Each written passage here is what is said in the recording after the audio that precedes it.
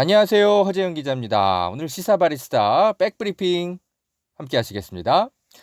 뉴스 백브리핑. 허재영 기자가 뉴스를 설명해 주면 뭔가 안 보이던 곳이 새롭게 보인다.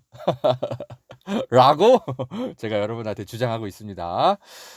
그런가요? 자, 문재인 대통령이 재난지원금 관련해서 어떤 이제 청와대에서 국무회의 주재하면서 말을 했는데 이게 좀 화제가 되고 있어요. 여러분, 재난지원금 어떻게들 쓰고 계세요? 예. 이재명 경기도지사의 이제 설명으로는 재난소득이라고 부르자 또 이렇게 또 말을 하고 있죠. 왜냐하면 우리가 낸 돈으로 우리가 지금 약간 급하고 위기니까 찾아서 쓰는 거니까 어디 뭐 이렇게 공짜로 지원받는 게 아니다. 당당하게 받자. 그런 취지로 이제 재난소득이라고 부르자라는 어떤 의견도 있습니다. 아무튼 긴급재난지원금이 이제 지급이 되면서 이제 여러 그 소비 지출 이제 환경이 어떻게 좀 변하고 있는지 조금씩 분석이 되고 있나 봐요. 그런데 여러분 소고기들 많이 사고 사 먹고 계십니까? 그래요. 우리 문재인 대통령께서 26일 국무회의에서 재난지원금이 소고기 국거리를 사는 데 쓰였고 아내에게 안경을 사줬다는 보도를 받고 한우와 삼겹살 매출이 급증했다고 한다. 가슴이 뭉클하기도 하다. 재난지원금이 국민에게 큰 위로가 되고 있어 매우 기쁘다. 그렇게 얘기를 했습니다. 또 소상공인에게도 실질적인 도움이 돼서 카드 매출은 지난해 수준을 회복한 것으로 나타났다며 힘겨운 사람들 마음을 따뜻하게 덮여주고 있는 것 같아서 보람을 느낀다라고 말했습니다. 그래요. 여러분 각자 이제 여러 방식으로 재난지원금을 쓰고 있겠죠. 저 같은 경우는 구두 샀어요. 새로. 너무 신었던 게 그게 오래돼가지고 막 요즘 물이 새고 그러더라고요. 비가 오면. 근데 곧 이제 장마철인데 저 열심히 뛰어다니면서 취재해야 되는데 양말 자꾸 젖어가지고 구두 샀어요. 그 돈으로. 마음이 너무 좋더라고요. 물리치료도 받았어요. 병원 가서. 손목에 건초염 같은 거 좀 있는데 막 노트북 자판 하도 막 많이 쳐가지고 그런지 직업병인 것 같아요. 그래서 이런 거 병원 가서 좀 쓰고 그랬습니다. 어떤 분은 저한테 또 재난지원금을 아예 그냥 뚝딱 저한테 후원금으로 넣어주시는 분도 계시더라고요. 한 30만 원 넣어주신 분 계세요. 얼마나 감사한지. 그런데 절대 여러분 재난지원금 저한테 보내지 마세요. 여러분 정말 꼭 필요한 곳에 쓰십시오. 저한테 보내라고 이런 말씀 드리는 게 아니고 제가 드리고 싶은 말씀은 뭐냐면 정말 이곳에 꼭 써야 될 돈이었는데 뭔가 약간 좀 형편이 거기까지는 닿지 못해. 그런데 이렇게 재난지원금이 이렇게 있으니까 꼭 필요한 곳에 진짜 요긴하게 잘 쓰고 있다. 우리 열심히 일한 보람이 있네. 지금까지 세금 열심히 내고 뭔가 좀 기분이 좋지 않습니까? 그래요. 재난지원금이 우리 사회에 이제 이렇게 풀리면서 우리 사회에 가져다주고 있는 이런 변화들 어떤 그런 것들을 좀 설명드리고 싶어가지고 말씀을 좀 드린 겁니다. 소비 심리는 확실히 좀 회복이 좀 많이 된 것 같아요. 여러 가지로 좀 분석이 되고 있는데 중소벤처기업부가 매주 이렇게 내는 그 소상공인 매출액 조사가 있어요. 그래서 이걸 좀 보면 매출 감소 비율이 굉장히 컸었다가 지난주까지만 해도 57.8 퍼센트 정도 매출이 감소했다가 지금 한 38.9%로 한 18%포인트 정도 매출 감소 비율이 줄었네요. 전통시장 같은 경우는 매출 감소폭이 12%포인트 줄었어요. 그리고 한국은행이 발표하는 소비자 심리지수 이것도 전달보다 6.8%포인트 상승했습니다. 그러니까 재난지원금이 이제 풀리면서 확실히 시장에 돈이 돌고 있는 건 맞는 것 같아요. 삼겹살과 한우값 이게 이제 뛰기 시작했다는 게 확실히 이제 우리 이제 사람들의 어떤 좀 지갑을 좀 열고 있다. 뭐 이런 반가운 소식인 거죠. 예, 저도 그래요. 여러분이 주시는 소중한 후원금으로 삼겹살 사서 부모님과 구워 먹고 있고 그렇습니다. 다만 이게 우리가 이 14조 원 재난지원금을 이제 풀었는데 우리가 실탄을 이거를 지금 이걸 계속 쓸 수는 없는 거잖아요. 근본적으로는 소비 심리가 회복되기 위해서는 이제 경제가 좀 회복돼야 되는데 근본적인 좀 대책을 우리 정부가 과연 얼마나 좀 잘 이제 마련을 하고 있느냐. 네, 이런 부분들은 조금은 좀 비판적인 시선으로 보고 있는 어떤 보수 신문들의 어떤 논평들은 있더라고요. 이런 거 그냥 꼭 딴지 거는 거다 이렇게 꼭 생각할 필요는 없어요. 그들이 이렇게 눈에 불을 켜고 정부 트집 잡기 위해서 감시하고 있으니까 문재인 정부가 또 우리 또 위기 때 유독 강한 모습을 보여줘서 우리 국민들이 깜짝깜짝 놀라고 있지 않습니까? 재난지원금에만 의존하지 말고 어떻게 하면 경제를 이렇게 앞으로 이제 코로나 어떤 뭐 1차, 2차, 3차 유행이 오더라도 버틸 수 있도록 근본적인 대책을 잘 마련하고 있을 거라고 저는 일단 좀 믿어보고 싶습니다. 지켜보겠습니다. 문재인 대통령이 우리가 고기 사 먹는 거 가지고 마음이 좋다 그러는데 저도 기분이 좋습니다. 이렇게 든든한 우리 지도자 덕분에 얼마나 이렇게 좀 안심하면서 살아가 본 게 진짜 얼마만인지 모르겠습니다. 그죠? 자, 우리 문재인 대통령의 국무회의 주제 소식 전해드리면서 오늘 뉴스 백브리핑 이어가겠습니다.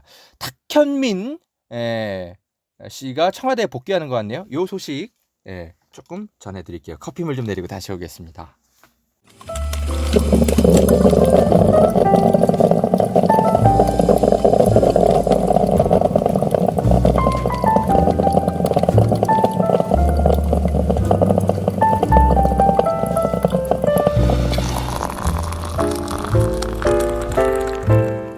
탁현민 전 대통령 의전 비서관실 과거에 이제 선임 행정관이었죠.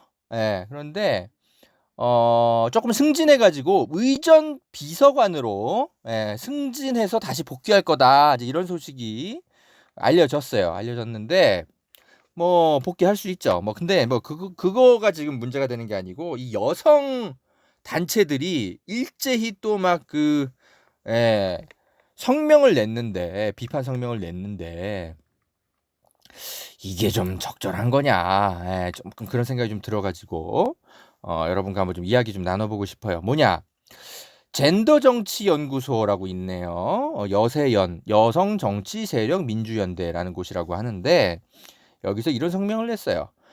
페미니스트 대통령이 되겠다는 여성 시민들과의 약속이 문재인 대통령의 약속이 거짓말이 아니라면 실질적 성평등 사회 실현이라는 국정과제가 거짓말이 아니라면 대체 왜 어째서 또 탁현민인가? 라는 질문을 드릴 수밖에 없다. 라면서 이런 이야기를 했어요.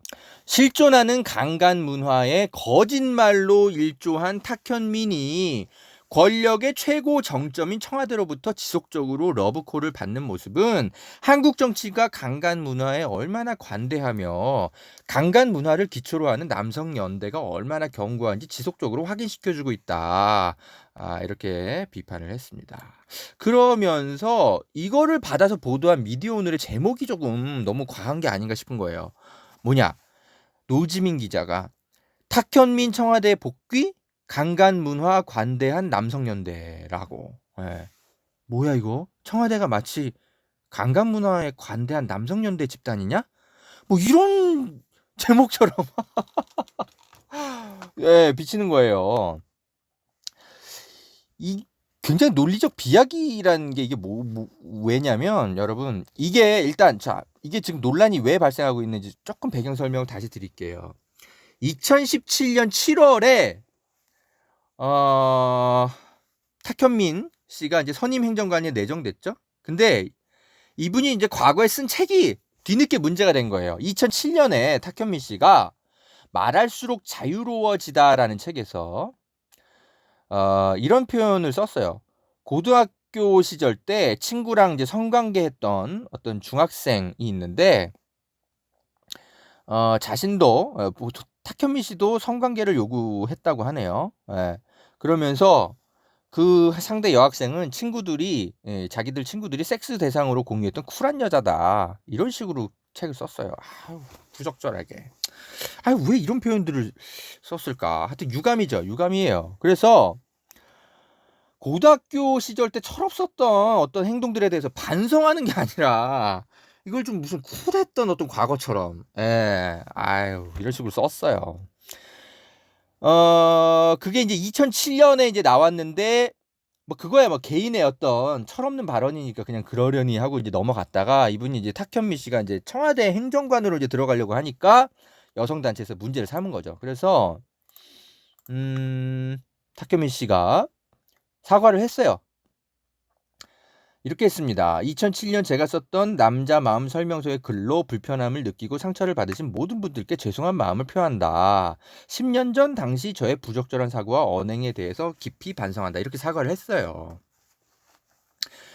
사과 당연히 해야죠. 이거 너무 부적절해요. 이게, 아니, 속으로 이런 생각들을 철없이 할 수는 있다 하더라도 이걸 책으로 나오기까지 검증을 거치면서 여러 사람들의 자문을 들었을 텐데, 아니, 주변에 도대체 어떤 사람들이 있길래 이것에 대해서 이런 표현은 더 이상 쓰면 안 된다라고 얘기해주는 사람이 없었을까. 2007년까지.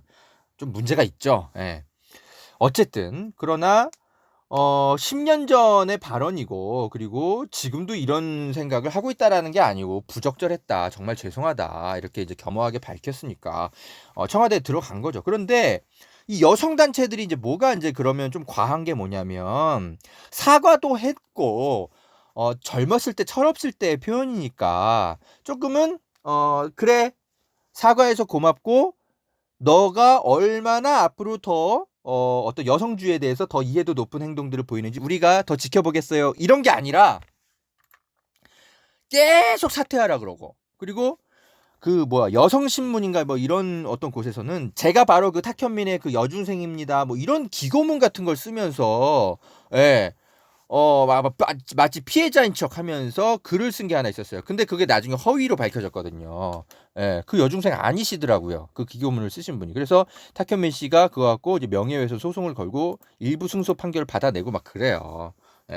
그러니까 여성 단체들이 탁현민 씨에 대해서 불편함을 갖는 건 괜찮은데, 왜냐면 저도 그런 표현들은 불편하게 들리거든요, 탁현민 씨의 책이. 그런데 문제 제기의 수위와 표현들이 너무 과하다는 거죠. 그래서 지금도 아까 제가 읽어드렸듯이 청와대가 남성 문화, 무슨 관감 문화에 관대한 남성연대? 뭐 이런 식으로 성명 쓰면 어떡해요? 말이 됩니까? 논리적 비약이 너무 심한 거죠. 좀 균형 감각을 좀 상실한 거죠. 그래서 일부 다른 이제 페미니스트들도 이런 건 좀 부적절하다, 논리적 비약이다, 이렇게 좀 문제 제기를 하더라고요. 이게요, 여러분. 사실 그 진보 운동을 하시거나 이런 분들 중에 특히 남자들, 여혐이라기보다는 여성주의에 대한 인식이 일반 여성들에 비해서 평균적으로 좀 낮은 경향들이 있어요. 그런 게 많이 보입니다. 저도 그래요. 저도 저를 페미니스트라고 함부로 표현하지 못해요. 왜냐하면 제가 페미니즘에 대해서 아는 게 별로 없거든요. 물론 이해하려고 노력하고 많은 칼럼들과 책들을 읽어온 건 사실이죠. 그런데 제가 어떤 이즘에 대해서 나 이만큼 알고 있어서 페미니스트야 라고 얘기하기까지에는 저는 부족하다고 생각해요. 제가 유일하게 어떤 이즘에 대해서 자세하게 얘기할 수 있는 거는, 저는 막시스트 정도는 저는 얘기할 수 있어요. 저는 마르크시즘에 대해서 읽은 책이 너무나 많기 때문에 지금도 누가 단행본 내자 하면 그냥 앉은 자리에서 한 30페이지 정도는 쓸 수 있을 정도로 그거에 대한 학습도는 높아요. 딱 거기까지입니다. 제가 페미니즘에 대해서 이해하려고 노력은 하고 있지만 뭐 많이 안다고 할 수 없어요. 근데 그래서 그런지 저도 조금씩 실수들을 해요.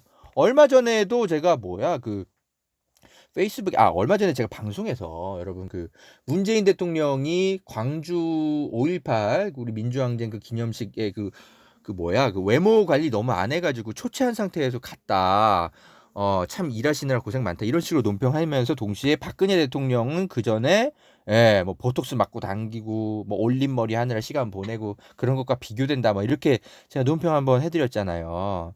근데 그때 어떤 제 아는 여성분이 뭐라고 하더라고요 저한테. 정치 비평하시는 건 좋은데 허 기자, 여성의 외모 관리를 어떤 남성 대통령과 비교하는 거는 부적절한 것 같다라고 지적해 주시더라고요. 그래서 제가 아차 싶더라고요. 내가 그런 뜻으로 한 건 아닌데 그냥 대통령으로서 시간 관리 여러 가지 면에서 여러 그런 뜻으로 한 건데 또 여성이 듣기에는 제 비평이 불편하게 들릴 수 있겠구나. 그래서 제가 답장을 보냈어요. 저를 좀 더 긴장하게 해주셔서 고맙습니다. 더 고민해 보겠습니다. 요렇게 제가 답장을 보냈어요. 이러면 되는 거 아닙니까? 그러면 이제 그분도 저한테 뭐 허재현 기자 논평을 중단하세요. 허재현은 여혐이네. 이런 게 아니라 무슨 뜻으로 비평하는지는 알겠는데 이런 건 조심해 주세요. 좀 더 고민해 주세요라고 이렇게 얘기하면 제가 뭐 그거를 뭐 기분 나빠합니까? 아니죠. 제가 여혐이 아니니까. 여성주의에 대해서 제가 뭐 학습 수준이 높다고 얘기할 수는 없지만 다만 그것에 대해서 계속 고민하고 대한민국의 어떤 평균적인 남성 수준의 어떤 여성의 인권이라든지 여성의 피해 역사라든지 한국 사회의 여러 문제들에 대해서 고민하는 수준인 거니까 그런 정도로 우호적인 어떤 태도를 가지고 이렇게 지적하고 서로 진화 발전하면 되는 건데 뭐 누군가의 말 실수 하나만 딱 꼬집어가지고 막 너 여혐이야, 너 프로그램 진행 못해. 예전에 이제 김용민 씨한테도 그랬잖아요, 사람들이. 이런 건 좀 너무 과한 게 아닌가 싶은 거예요. 아니 김용민 씨 발언도 듣고 보니까 맥락상 그런 거였잖아요. 콘돌리자 라이스를 강간하자 이런 발언이 아니라 2000년대 중반에 그때 미국이 막 이라크에 막 전쟁 침략하고 이라크의 그 소녀들이 군인들한테 막 강간당하고 이러니까 이 사람이 격분해가지고 콘돌리자 라이스 너도 같은 여자면서 너도 이라크에서 한번 강간 한번 당해볼래? 그래봐야 정신 차리지 이런 뜻으로 한 거 아니에요. 이라크의 그 어린 소녀들이 죄 없이 강간당하고 있으니까 격분해가지고 그 젊은 기운에 그러니까 그 발언이 한 5년 전에 잘했다는 건 아니지만 대한민국의 평균 남성들이 가지고 있는 일종의 평균적인 오류들이 되게 많아요. 진중권 씨라고 그런 오류를 안 했습니까? 그분도 그 당시에 뭐 유시민 씨랑 그때 사이가 안 좋아서 그랬는지 유시민 씨가 그때 뭐 선거 기간에 뭐 피를 토하는 심정이다 뭐 이렇게 얘기를 하니까 진중권 씨가 아이고 피를 토할 거면 입에 생리대 좀 차시지 뭐 이런 식의 얘기한 적이 있어요. 진중권이 얼마나 저렴한 논평입니까? 생리대를 그런 정쟁의 언어로서 사용을 할 만한 용어입니까 그게? 물론 그러나 진중권 씨도 2000년대 초중반까지는 그런 평균적인 남성의 어떤 일반 수준의 오류를 범하고도 살았던 거예요. 그런 걸 가지고 2020년의 언어를 계속 쓰고 있느냐 이거를 가지고 비평과 논평을 하면서 청와대를 비판을 해야지. 이걸 아직까지도 탁현민 씨가 마치 무슨 강간 문화에 관대한 남성인 것처럼 그래서 문재인도 당신도 그 남성 연대에 함께 하는 거냐? 이런 식으로 논평하는 것은 너무 좀 균형 감각을 좀 상실한 거 아닌가. 저는 그런 생각이 듭니다. 그런데 일부 이제 진보 언론의 이제 기자들도 이런 여성 단체들의 좀 뭐랄까 좀 과도한 어떤 균형 감각을 상실한 어떤 정서, 문제 제기의 인식들을 좀 공유하고 있는 것 같아요. 그래서 미디어 오늘의 노지민 기자, 이런 식으로 제목을 달아서 기사를 쓰는데, 오히려 남성과 여성 집단을 더 적으로 만들고 서로 간의 소통을 오히려 방해하는 그런 식의 어떤 논평들은 사실은 좀 언론이 이제는 좀 걸러줄 필요가 있는 것 같아요. 너무 과해요. 모르겠습니다. 저는 그렇게 봐요. 탁현민 씨가 청와대에 복귀해서 계속 무슨 성차별적 발언을 하고 성폭력을 이렇게 용인하는 무슨 남성 권력의 뭐 그런 지지의 편에 서고 이런 모습을 일관되게 보여주고 있었다면 지난 2년간 청와대에서 그런 모습을 보여줬다라면 당연히 이런 비판 성명이 나와야죠. 그런데 그런 건 아니잖아요. 예. 여러분은 어떻게 좀 보고 계십니까? 한 번쯤은 좀 민감한 얘기지만 한번 꼭 좀 하고 싶었던 이야기예요, 여러분. 제 이야기가 틀릴 수 있죠. 괜찮습니다. 예. 저에 대해서도 비판적으로 댓글 달아주세요. 겸허하게 여러분의 의견 살펴보겠습니다. 예. 저를 좀 더 긴장하게 해주시는 모든 여러분, 저는 감사하게 생각합니다. 자, 1부 여기까지 마치고요. 2부에서 좀 깊이 드릴 이야기가 있습니다. 예, 우리 이용수 할머니와 김복동 할머니에 대한 이야기인데요. 이용수 할머니의 의견이 너무 과대대표되는 경향이 있어요. 제가 이런 얘기까지는 안 하려고 그랬는데 사실은 김복동 할머니와의 관계에 대해서 좀 이야기를 좀 이제는 좀 드려야 될 것 같습니다. 예, 이유가 있습니다. 자, 잠시 커피물 좀 내리고 다시 오겠습니다. 여러분 2부에서 봐요.